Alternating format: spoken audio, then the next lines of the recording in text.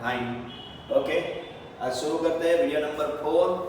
Chapter तो आपको पता ही है, measure of central tendency. We starts now method number 3, weighted mean. Weighted mean क्या है? It's also similar as equal as to mean, otherwise combined mean, otherwise arithmetic mean, but there are slowly difference, just like this. Here is x bar w equal to sigma xw upon sigma w. Clear? Otherwise x bar w is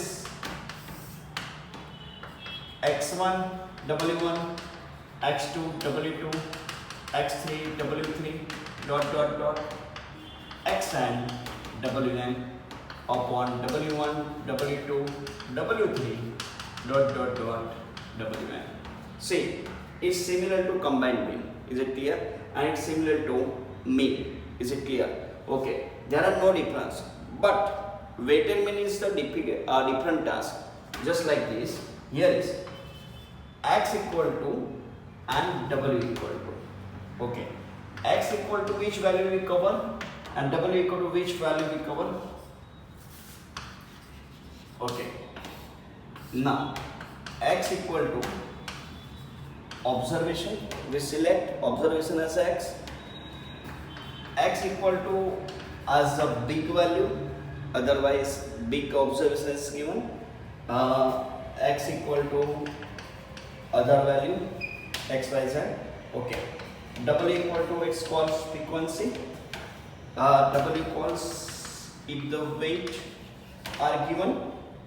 Clear? अलग से आपको weight दिया हो गया होगा. w equal to proportion, w equal to is to, similar words to proportion is w equal to importance also, importance. So we can easily select what is the x and what is the w. Is it clear? If we know the w, so the difference value is equals x. Is it clear? Okay. And the w equal to x equal to percentage changes. That was also x. Clear? Otherwise x equal to index. Is it clear? That's the difference name of the x and difference names of the w.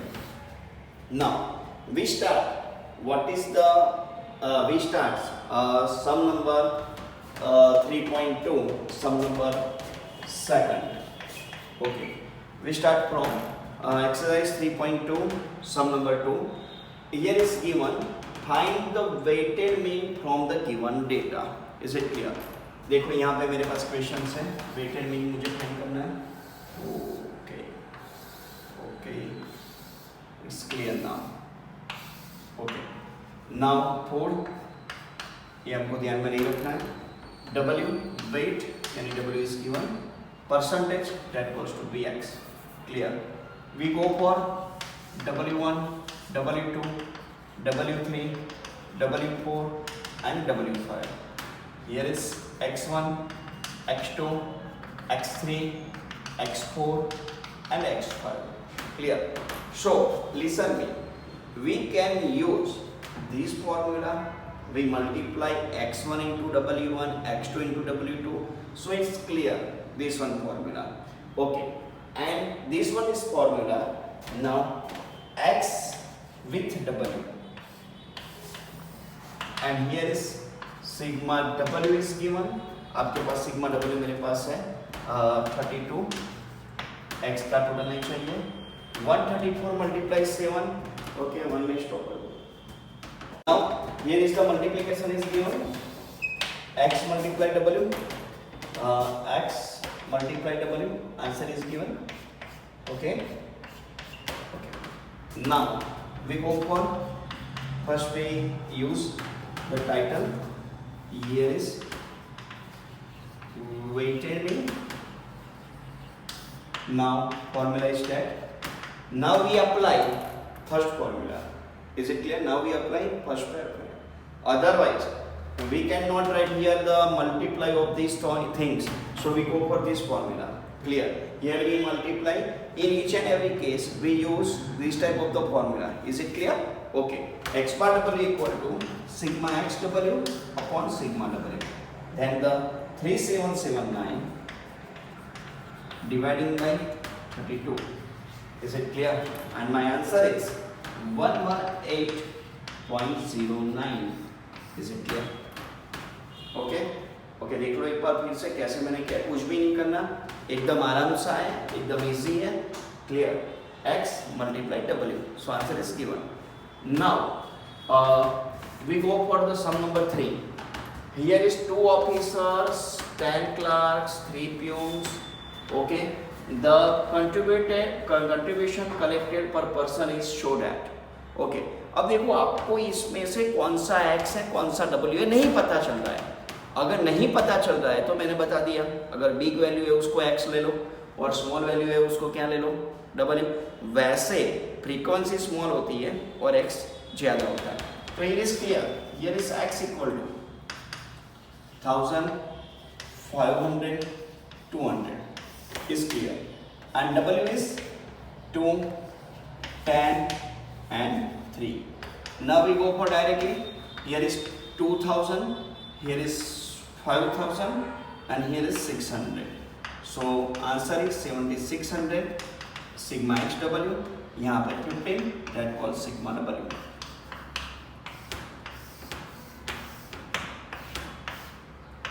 Okay. Now the title is that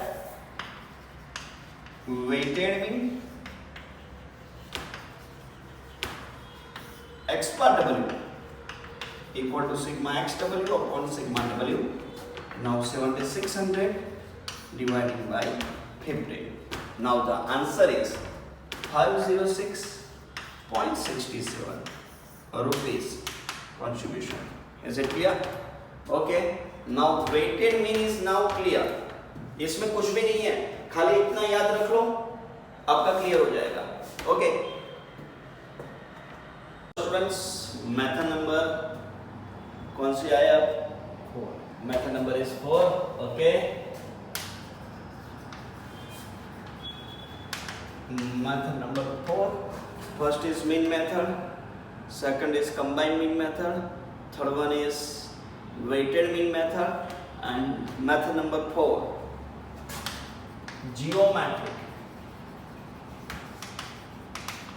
geometric mean method.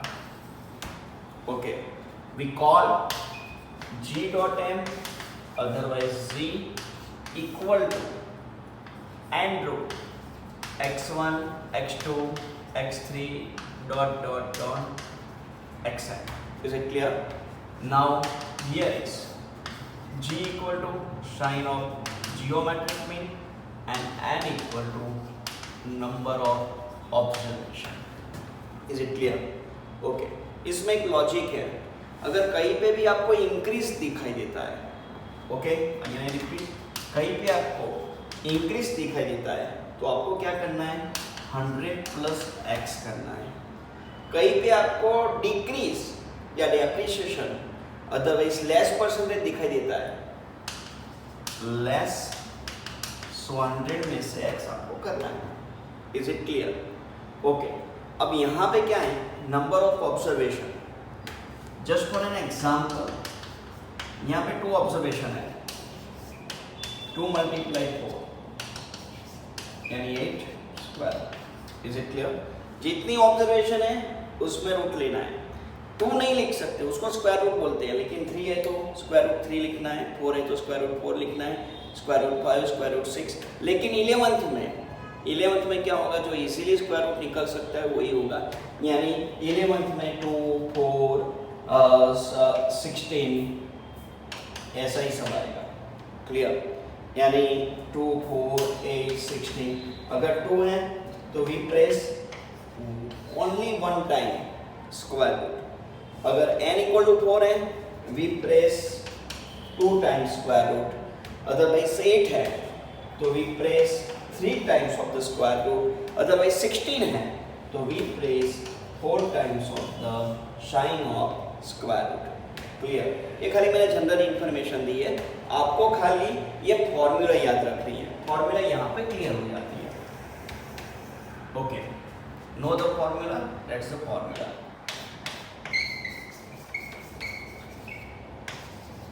Okay, और कुछ भी ध्यान नहीं रखना है, clear. Now we start first sum, एक rough कर लेता हूँ, जरूरत नहीं है इसकी। Okay, so we have enough space. The value of machine depreciates,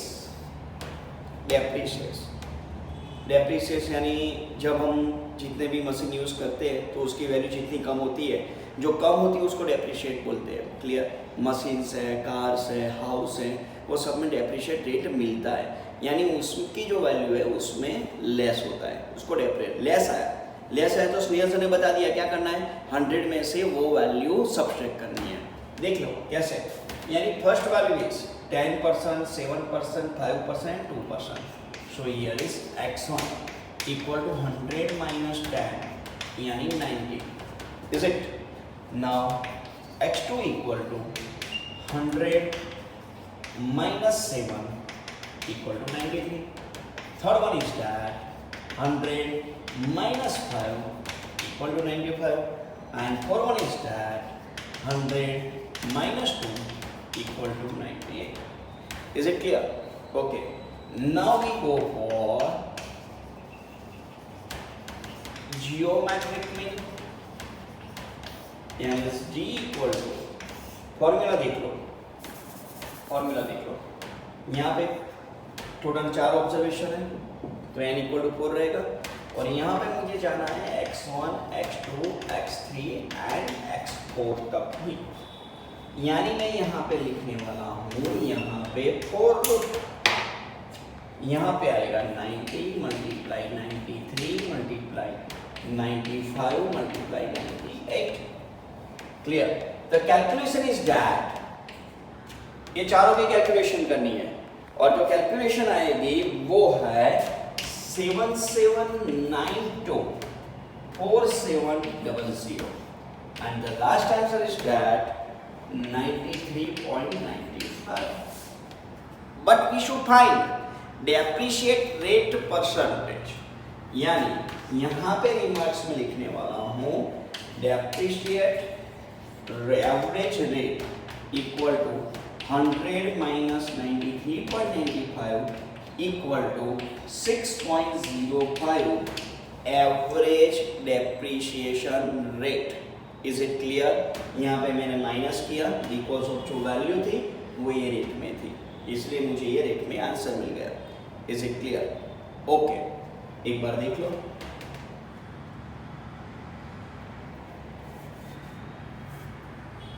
okay, बिल्कुल वैसा एक सम और करेंगे हम लोग. देखो, the population of an area increase by, यहाँ पे वैल्यू है इंक्रीज, बस यही देखना है आपको, यही जज करना है. यहाँ पे डेप्रिशिएट था इसलिए मैंने माइनस कर दिया, यहाँ पे इंक्रीज है तो हमको प्लस करना है, यानी find the average rate increase. Okay, मैंने शॉर्ट में क्वेश्चन लिखा है स्पेस के हिसाब से. x1 इक्वल टू मेरे पास 100 प्लस 50 यानी 115 मिल गया. x2 इक्वल टू 100 प्लस 18 118 मिल गया. x3 इक्वल टू 100 प्लस 13 113 मिला. And x4 equal to 100 plus 20 120 मिला. बोलो क्लियर? अब जा रहा हूं फाइंड जियोमेट्रिक मीन, यानी आंसर आ गए g equal to n x1 x2 x3 and x4. Now is clear? Four root यहाँ पे 115 118 113 120 and the answer is that, sorry, and answer is that for root, sorry, 18400 9200. सो यहाँ पे 4 root है, so we press 2 times square root. Is it clear? 2 times of the square root. The answer is given 116.4689. So 116.47. लेकिन हमको increasing percentage find करना है, तो यहाँ पे लिख रहा हूँ increasing percentage average rate equal to 116.47 minus 100, ऊपर लिख रहा हूँ, यानी 60.47%. बोलो क्लियर हो गया? ओके, एक बार फिर से देख लो, कुछ भी नहीं इसमें.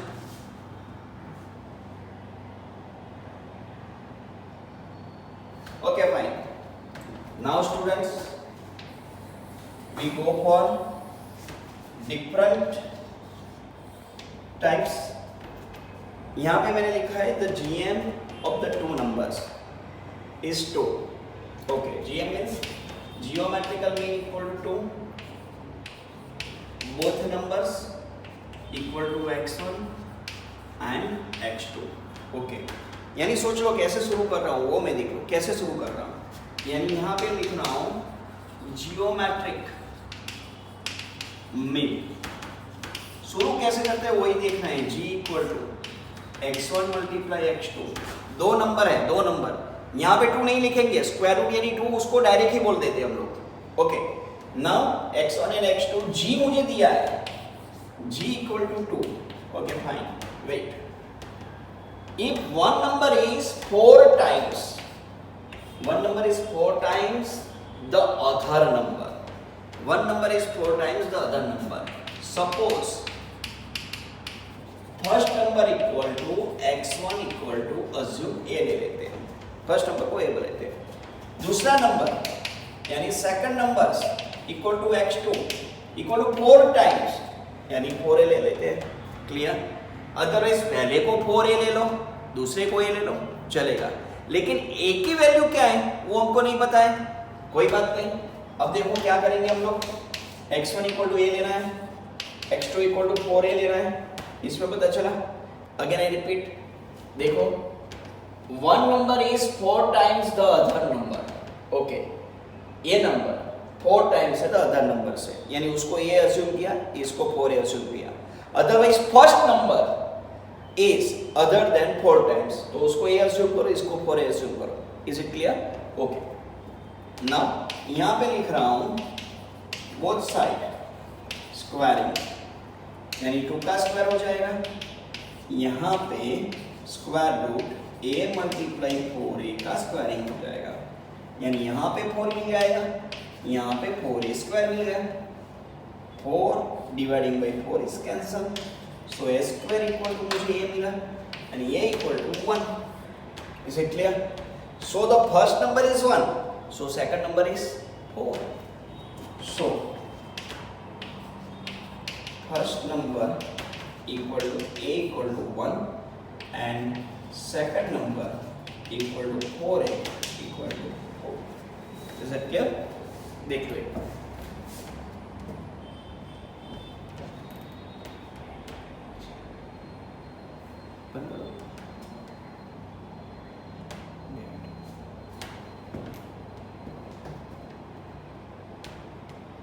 Okay, now students, let's start similar the sum of the one method geometric mean. Now we go for illustration number 16. Okay, which are the different one. Okay, find the arithmetic mean. Okay, arithmetic mean उसको am बोलते हैं, otherwise x बार बोलते हैं. And geometric mean उसको gm बोलते हैं, otherwise g.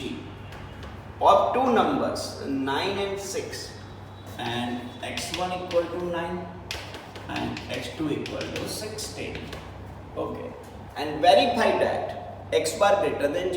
मैंने क्या किया, खाली जो सम है ना उसमें कौन सी वैल्यू को क्या बताते वही मैंने लिखा. अरिथमेटिक मीन यानी x बार, जियोमेट्रिक मीन यानी g. बोलो क्लियर? ओके, देख लेते हैं. यहाँ पे लिख रहा हूँ फाइंड मीन. यहाँ पे लिख रहा हूँ फाइंड जियोमेट्रिक मीन। मेरी formula x bar equal to sigma x upon है, otherwise x bar equal to x1 plus x2 dividing by 2, sum of the observation dividing by number of sum, that is equal of x1 plus x2 dividing by 2. Okay, and here is g equal to x1 multiply x2. Okay, now here is two observation, 9 plus 16 dividing by 2, and 25 dividing by 2, and 12.5. Okay, then g equal to 9 multiply 16 square root 25, answer will be 5. Is it clear? Okay, so it's proved. It's proved x bar greater than g. देख लो।